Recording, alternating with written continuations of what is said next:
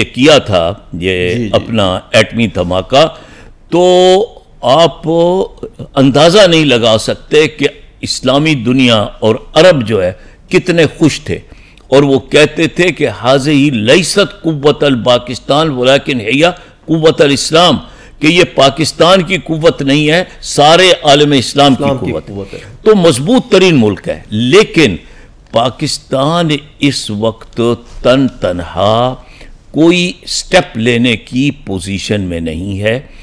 उनकी कोशिश ये है कि किसी तरह से पाकिस्तान और जो तुर्किया और सऊदी अरब, ये ममालिक आपस में मिलकर कोई मुत्तहिदा मुत्तफिका लाहे अमल इख्तियार करें। अरब लीग पर आपकी पीएचडी है जी। आपने वहाँ पे कोई लगभग 20 से 25 साल आपने वहाँ पे काम भी किया, वहाँ पर आपने चीज़ों को भी देखा होगा और उसका जायजा लिया। जी। आप क्या समझते हैं कि जो मुस्लिम इत्तेहाद एक बना था वो इस टाइम कहाँ स्टैंड करता है, और दूसरा उसका इम्पैक्ट यहाँ पर क्या होगा? तो क्या ईरान अकेला इसराइल और उसके इत्तेहादियों का मुकाबला करने की सलाहियत रखता है या कर सकता है, या हमें मुस्लिम इत्तेहाद को, मुस्लिम उम्मा को एक साथ मिलकर उनके साथ आगे चलना चाहिए, उनको सपोर्ट देनी चाहिए?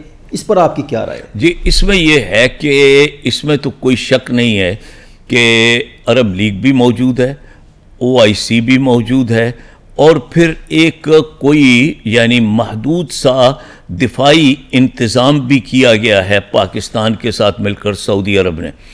तो इस वजह से ये सरेदस्त कोई ऐसा दिफाई मुआहिदा ईरान और इस्लामी दुनिया के माबैन मौजूद नहीं है, जिस वजह से वो खुलकर जो है वो कोई इस्लामी दुनिया या अरब दुनिया खुलकर बयान नहीं आ रहा, खुलकर बयान उनका नहीं आ रहा। आप मानते हैं डॉक्टर साहब के फिर मुस्लिम ममालिक के वो जो है इस मामले के बजाय ज़्यादातर अपने मफादात को तरजीह दे रहे हैं? मतलब मफादात को तो नहीं तरजीह दे रहे, मसलहतों को तरजीह दे रहे हैं। उसकी वजह यह है कि वो सदाकत के लिए जिस दिल में मरने की तड़प, पहले अपने पैकर खाकी में जान पैदा करे। तो पैकर खाकी में अभी इतनी जान पैदा नहीं हुई, और उसके मुताबिक तैयारी जितनी होनी चाहिए थी, और इसके लिए कोई आज से नहीं बल्कि कोई 30-40 साल पहले से यानी OIC के मुख्तलिफ इजलासों में इस तरफ मुतवज्जे किया जाता रहा है।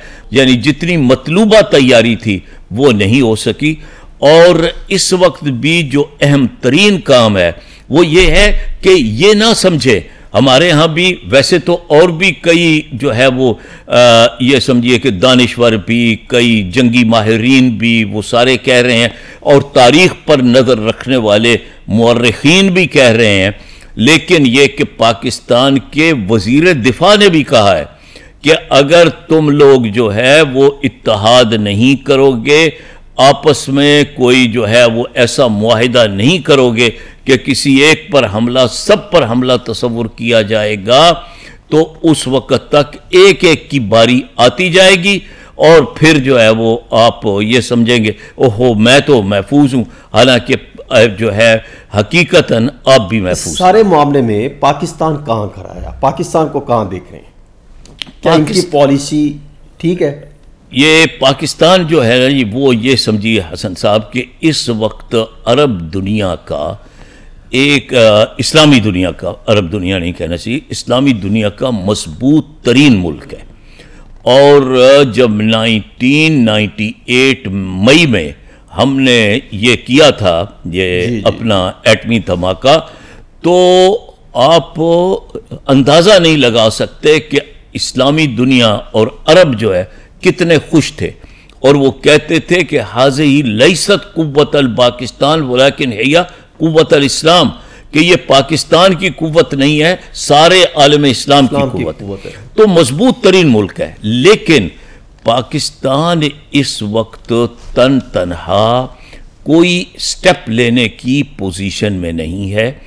उनकी कोशिश ये है कि किसी तरह से पाकिस्तान और जो तुर्किया और सऊदी अरब, ये ममालिक आपस में मिलकर कोई मुत्तहिदा मुत्तफ़िका लाहे अमल इख्तियार करे।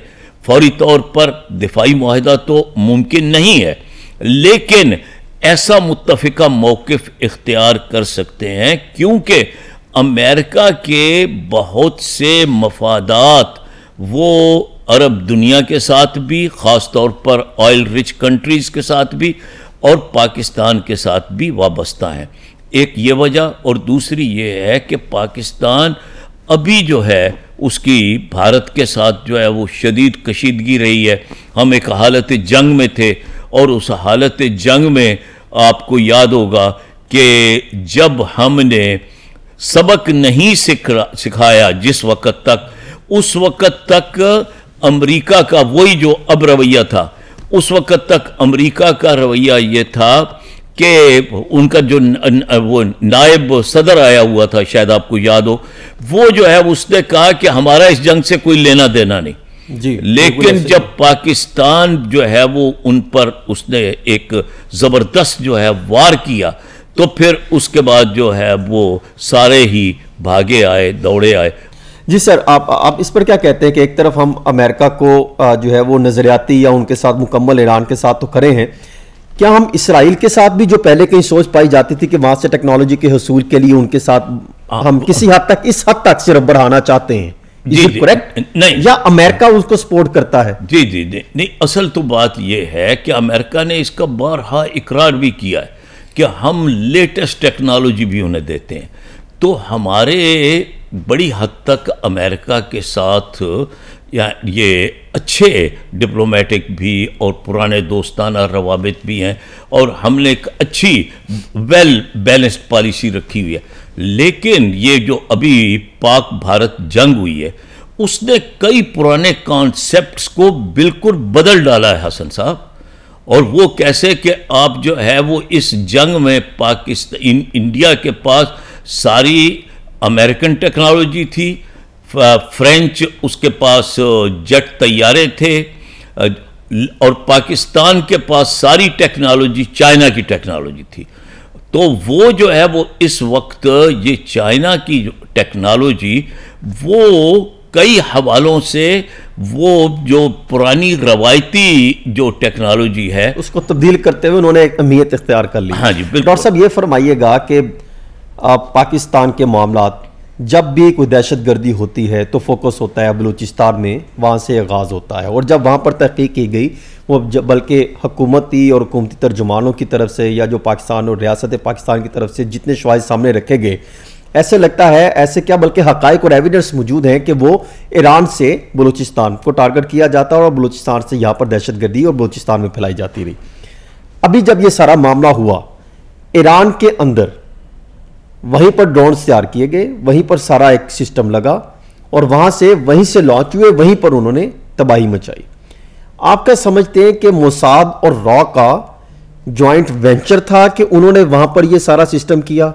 इज इट करेक्ट कि वहां पर जो ईरान के अंदर जो पहले एविडेंस मौजूद थे रॉ की मौजूदगी के, वो इस चीज को साबित करते हैं कि रॉ वहां से दहशतगर्दी यहां भी फैलाता है और उस पूरे खित्ते की आग में लाने में नेतन्याहू और मोदी का गठजोड़ है?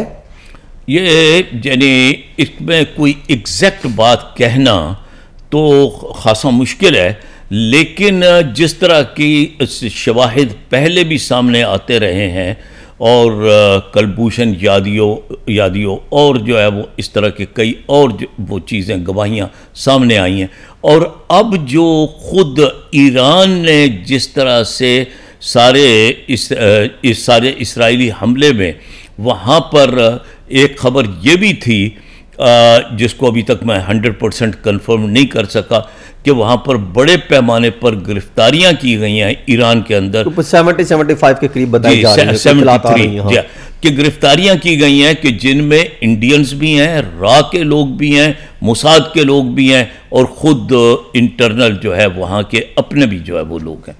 तो ये जो है इस्माइल हानिया की शहादत के बाद लाइक अप्रैल 2024 में शायद हुआ था पिछले जी। तो उस वक्त से अब तक कोई वहां पर काम नहीं हो सका कि यहाँ पर अंदर ही लोग मौजूद थे ईरान के अंदर। ये आपने बड़े नाजुक सवाल को आपने टच किया है, और ये हमें बहरहाल ये मानना पड़ेगा और अपने भाइयों से ये अर्ज़ करना पड़ेगा कि इतने बड़े हमले के बाद कि जिसमें वो सारा हमला अंदर से किया गया था और ऐसी टेक्नोलॉजी, और फिर जिस तरह से उन्होंने लुबनान में वो एक हाई टारगेट जो है वो उसको यानी क्या जदीद तरीन टेक्नोलॉजी से जो है, तो ये सारा काम उसकी मुसाद के ज़रिए हो रहा था, ये सारा काम इस्राइली इंटेलिजेंस के ज़रिए हो रहा था।